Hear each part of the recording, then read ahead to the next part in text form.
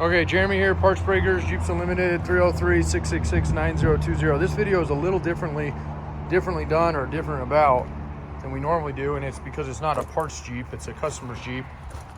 Quick backstory, this is actually intended for the customer to kind of see where we're at, what we did with the Jeep.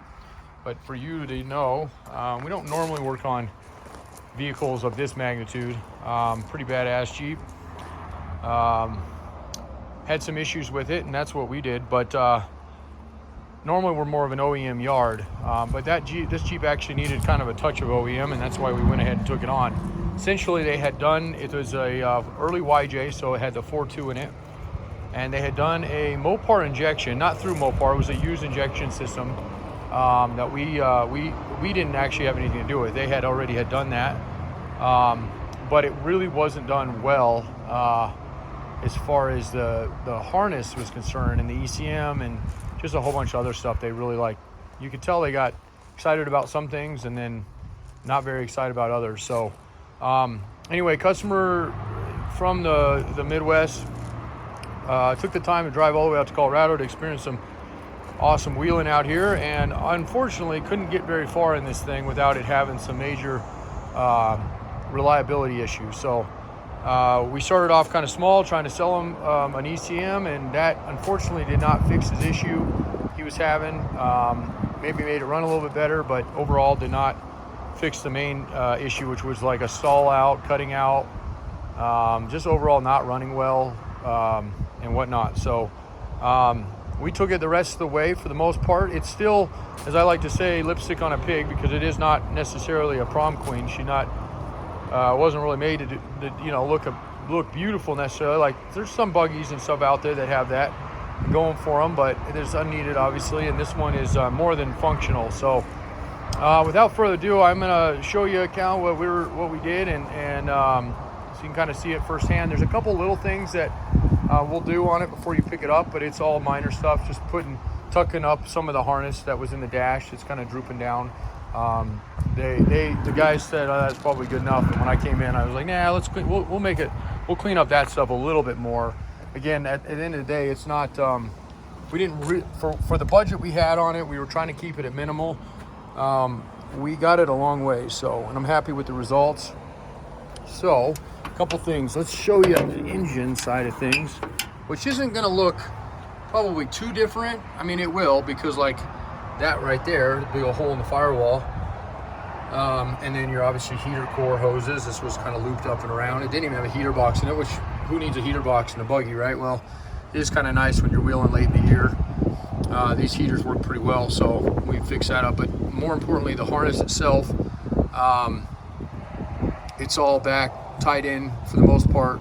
There's one loom right there on the back firewall. I gotta see if we can find a new plastic clip, because those plastic clips on the wall were pretty worn out. So otherwise we'll zip tie them up and make sure they're not drooping down like they are. But otherwise it's all good. There's no weird grounding issues anymore. There was a ton of grounding issues with this Jeep. The firewall there, that hole there, was actually where the harness went through, and on the other side of that they had the ECM sitting in the bottom. This was previously done, wasn't customers doing, but previously it was sitting just floating around on the bottom of the passenger compartment. So a couple issues we ran into that were kind of unforeseen was that because this was a fuel injection swap and they went to a later harness, which we inevitably replaced, the early Jeeps have V-belts and the later ones are SERP. So the first thing we encountered was the alternator. We did get the alternator running good, it's charging well. There was a different way to hook these up to keep this. Otherwise, we'd have to completely convert this over to a serpentine system, which is actually not difficult, but more of a pain to find the parts for. And it's a complete kit. They're very expensive. They're like $2 grand for that kit, and it's not really worth it unless you're going for an emissions reason or AC or accessories that you're mounting on the front of the motor. So we just kept that the same. Most of this is the same, other than the harness being, like I said, replaced on that.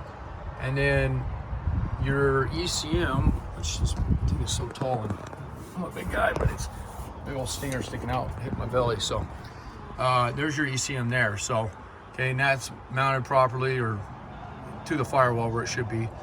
and ground it out properly and everything else. So that's going to do it for that for the most part. Like I said, we'll do a little bit as far as just buttoning up some you know, there's a little stuff. We didn't mess with anything like this. Accessory stuff we left alone. If it was embedded in the old harness and we got it out of there, it'll have to be rewired in, and it should be rewired properly in. But sometimes these kind of jobs are hard to quote, and this one got pretty quickly out of hand because of how much stuff. So the next thing was the column. I'll try to find you a horn button for it, but this column, we were hoping to save your column, and it's sitting inside, but it was done. I mean, we messed with the switch on it over and over and over and could not get what we needed to get on it, and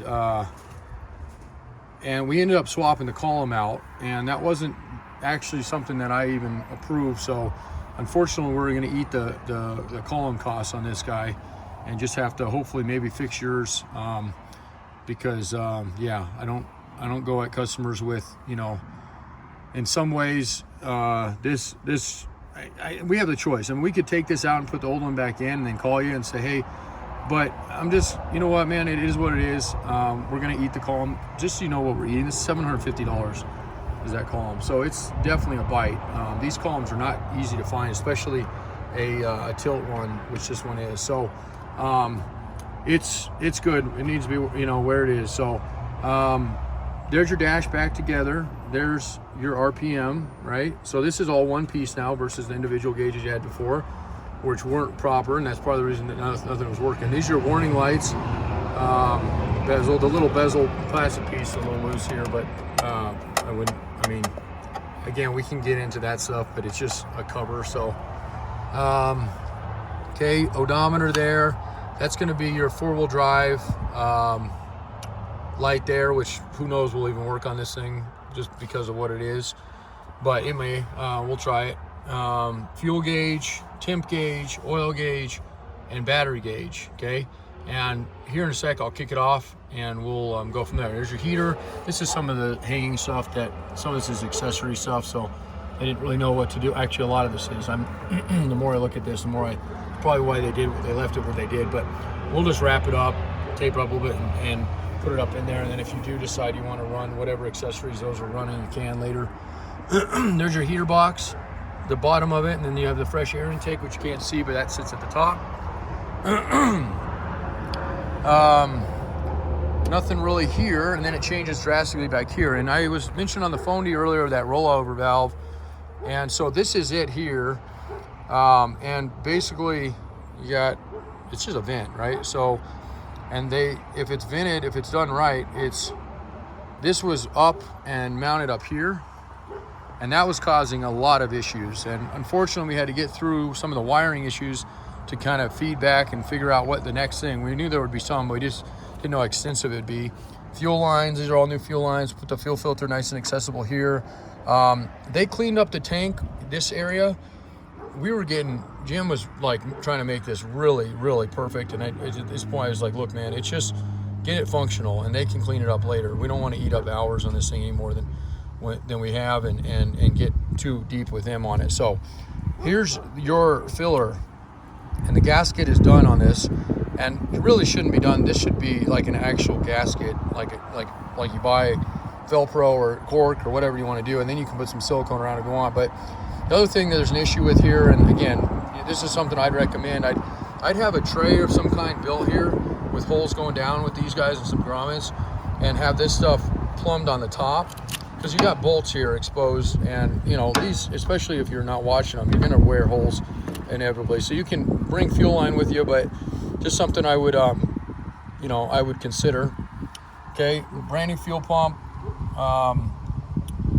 And we did talk about this already. This is an aftermarket tank of factory fuel pump, so your tank depth isn't set very well. So this would have to come out and elongate that down, but it works good, and we're going to keep it that way. Now, see, there's water in here. It's rained a few days, so this is one of the reasons that I think you need to build a tray or some kind of lid over this, because this is going to just eat these up. Especially we're fresh, no salt out here, but where you guys are, this is just going to constantly be a pain in the ass. So I would definitely get that done better. But anyway, there's your rollover valve there. It's mounted properly now, so that shouldn't give you the fits it was. And buddy, I think that's it. Let me kick it off, and then we'll let it. I'll end the video here in a minute, and we will let it warm up so you can see that it's okay. So it fires right up like it should. Even got a real nice idle. Like, very impressed with the way it's running right now. Okay, and it's obviously going to warm up here. But one thing I want to show you here, we got battery gauge working, got nice oil pressure, temp gauge. Obviously it's cold right now, so it'll have to come up. Fuel gauge, it's super low on fuel. We won't want to run out. And then the 4-wheel drive light, I don't know if this works or not. Let's see if it does. Might have to actually be moving when we get in. We'll see. We'll check on this when we drive it. And actually, I'll go ahead and drive it up to the house, and we'll let it run up there because I got to do another video for the guy.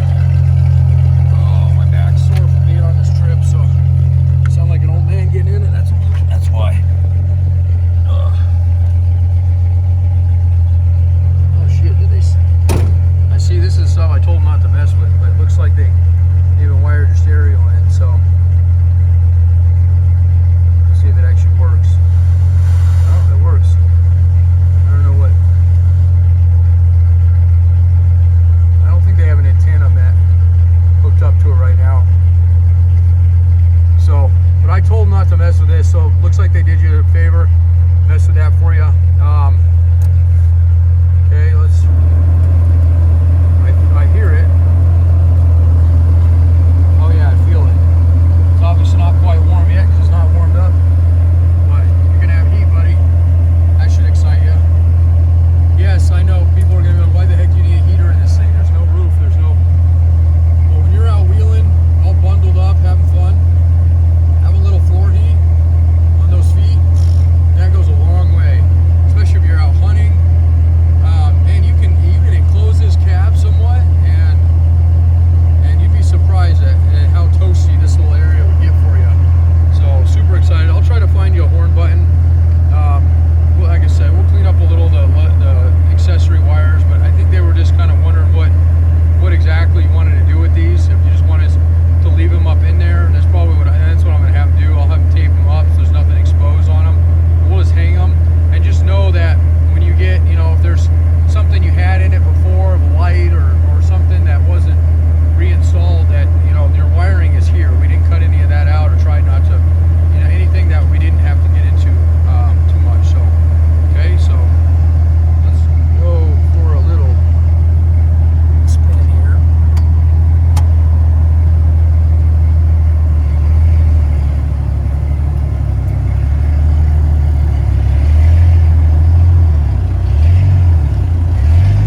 Hood's not down all the way, so I didn't put the hood straps on. I need like a GoPro when I do these videos.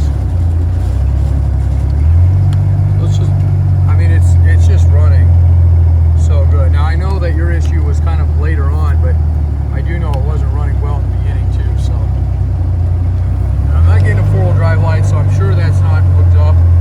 But if you want to hook it up, there's a way to do it. It's a dummy light. You don't need it, but it might be something you want. Oh, you know what? You don't have any of that anyway. You don't even have factory axles in here. Never mind. You probably could figure out a way to do it, but it's unnecessary. The only thing I would probably do to this thing, and I didn't look up under there too much, I know the guys did, is I would be trying to find a 241 transfer case or an Atlas. I have a buddy who's about to part out he never even finished it, a buggy. He just called me yesterday. His name's Sean, and it's a tube buggy. Everything's brand new. He's got a brand new LS motor. I mean, it's badass. From Turnkey, and brand new Atlas. It's got, this has got a pretty, obviously we're not in low range right now, but it's either that or the tires aren't geared low enough. I'm not sure what's in these things, but doesn't have a lot of oomph in high range, and it really should have a little bit more torque.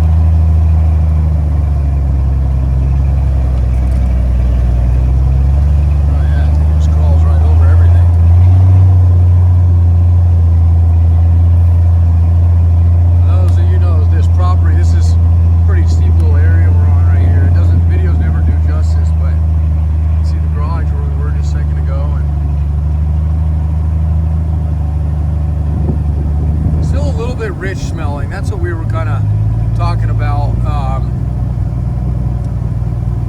with Jim the other day. I think there's a couple things. One, it's fuel injected, so it will, the more you drive this thing, the computer will pick up on, you know, the oxygen sensors and maps and all the fuel regulating sensors, and that may just in itself help, because it, like on an old Mustang, on my old Fox bodies, for example, it takes like 15 start stops, and it's not like you can just click the key on and off.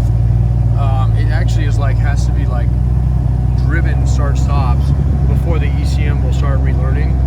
And I suspect this being, the system being that's in these is very similar to that. So that in itself will help. But the other thing that may improve is just being down at sea level. Up here, we're getting too much fuel at our elevation, and we don't have enough air. So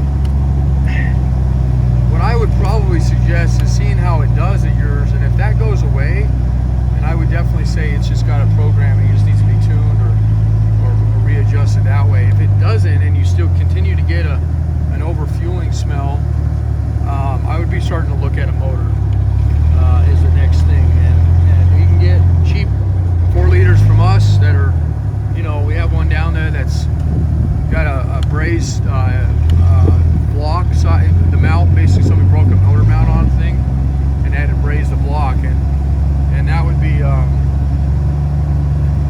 those are like $600. I mean, they're super cheap, still low miles. That's one option. Then the other option would be just to screw it and say, you know, throw a LS or something of that sort in it. So, you know, but there's your tip there now, still nice and, let's see if focus here. Maybe focus. There we go. So, not at all hot. And, you know, in this time period, we should have seen something if it was going to spike. So, let me fill heater vent. Yeah, oh yeah, nice. Right there. So one other thing in this thing that I did not get into, as I'm feeling that air, it's pretty warm, or it's warm, but it's not super hot. We never pulled your thermostat. Heck, I don't even know if you have a thermostat in it. And that would also be an issue. That would definitely be something that could be causing that fuel smell. So if it's either got no thermostat, which, you know, people do oftentimes, and these, there should be a thermostat in them. Contradict on what people say, this setup should have a thermostat in it. It should run 180 to 200 degrees for optimal performance. If it doesn't have a thermostat, or it has a real low thermostat in it, it's going to cause a few issues. One is your heater is going to be lukewarm like it is right now. The second thing is it's going to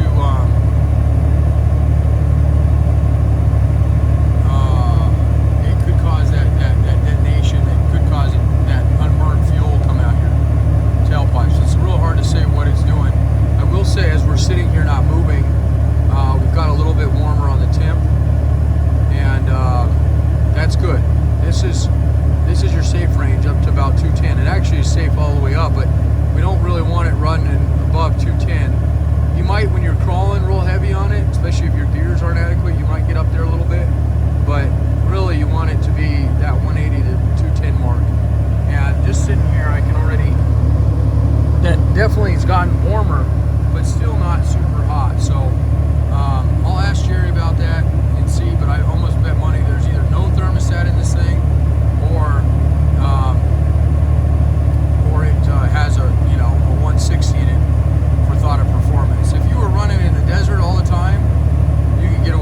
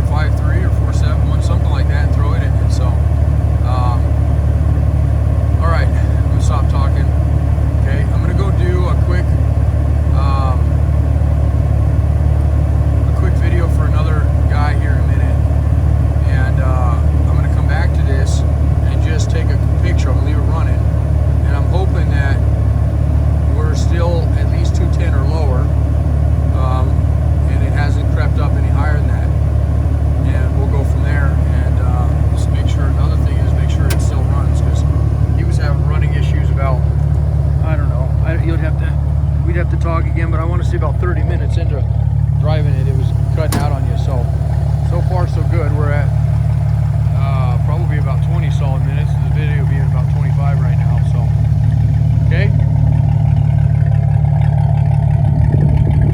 Hope you're happy, man.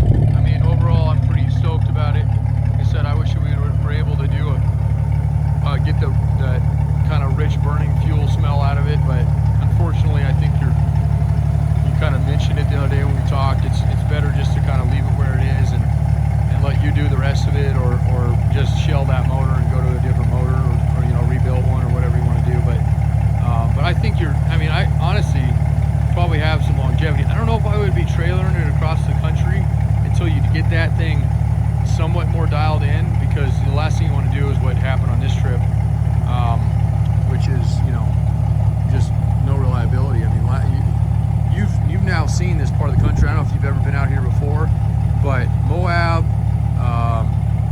Gunnison area, San Juan's, those are areas you do not want to be stuck. If you break down, you are I mean, no joke, and you know it now. I mean, the tow bill alone to get something extract something out of those areas would be more than this Jeep's even worth. So I would put the money there next, or, you know, sell it. I mean, get something else if you want. That project of Sean's, I could send you pictures. I'm actually thinking about posting it for him. He asked me if I want it, and I would love to take it, but unfortunately, with a baby coming, we're just not in any way, shape, or form ready to do that. That's down the road. I'd love to get one of these, but you know, that one's pretty much set up. It's not completely done yet, but I will post it on the internet. And I don't know, he's probably got 25, 30 grand in the thing. I think he told me he'd take 17, 18 for it. So they're expensive. I mean, this is definitely worth it to fix, you know, for what it is, and maybe even just keep as a side one if you do decide to build another one. But or you use the parts off this one. I mean, I think that's got, you know, quite a bit of what this one already has on it, so you probably don't need a lot of this. But the tranny you could use, because that one's set up for, well, it's set up for an auto right now. But anyway, yeah, just food for thought. Might as well just stick around here and just get the full 30 in. But I do need a video of this orange CJ for this guy. So and then this is the load I brought back from the East Coast, and I had a tractor on it. And tractor's at my cousin's, because I bought the Jeepster, which would be a badass project too for somebody. That's got a really clean tub. Somebody's gonna really like that tub. I'll get this stuff unloaded today and videoed. And of course, my riding lawnmower took a crap when I hit a stump pretty hard, so I found one without a motor, and it's exactly what I have. So that's why there's a riding lawnmower sitting up there. Those are not made anymore. They're hard to find parts for. So, and then the YJ, we bought this out of Kansas City. Not normally something I'd buy, because it's I consider it East Coast, even though it's not coast. Anything east of us is rust, and this one's definitely got a little rust on it, and it's been wrecked. But it was a customer of ours, been buying parts from us. His son, 16-year-old son, clobbered a four-way stop. Somebody hit him, so totaled the Jeep out, bent the frame, and we'll be able to get some nice wiring. It still runs, drives. I drove it up there, so we'll get some wiring harnesses, ECMs. Unfortunately, the half doors aren't great, so there'll be some parts for those. And then it's got a nice soft top on it. So there's that for anybody looking finally for a soft top. It looks like brand new, actually. And then I got one other thing, actually. This was a very last minute. Buddy found this for me. It needs a little bit of work, been sandblasted already, but it's a early old flat fender, old flatty tub.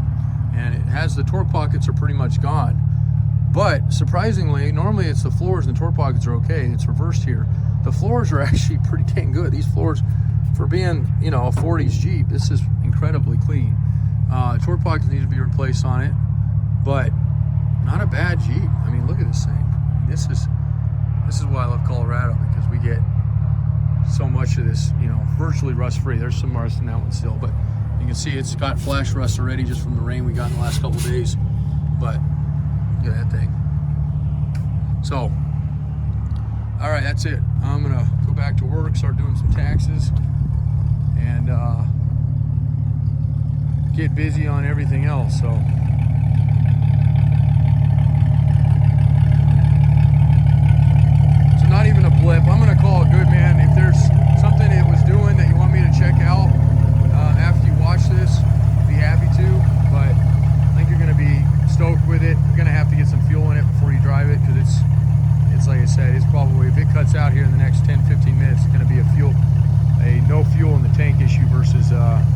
anything else. But I think you can see here that if there was an issue, I believe it's gone. But you know, if there's something I need to test that it was doing, certain things you were doing on it, you can hit me up. I'm still in this jet lag from being gone for 2 weeks, and this is the kind of stuff that's real easy for me to do. So, and otherwise, I hope you enjoyed it. Anybody else out there, 303-666-9020, partsbreakers.com. Nice that you don't have to push a button anymore too, huh? To start this thing up. It's right there on the, you can hear, there's the heater there. Oh, you know what? It's gonna show us. Cooler space, looking at that temp. Let's do that real quick. So right at 210, and actually, fired right back up, just like it should. It's definitely warmer, but I feel like it should be even warmer than that. So that's got to be something in your either thermostat or could be the electric fan. That might be. I didn't even check if that's on. I assume that's on right now, but I know they replaced the fan clutch because that was out too. Yeah, so your fan is on. And then I'm not sure, I didn't talk to you or them if this is on a thermostat or actually a switch.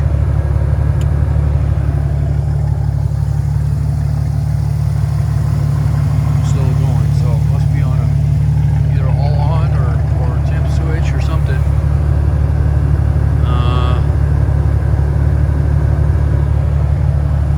Yeah, let's see. So I'm guessing that's hardwired in. The moment we flip it on, it's working. So, but there's your temp again. So we're now 31 minutes, 32 seconds, and I gotta go. My phone's being blown up right now. So hope you enjoyed. Appreciate all your time, guys. 303-666-9020, partsbreakers.com, and look forward to making some more videos in 2024.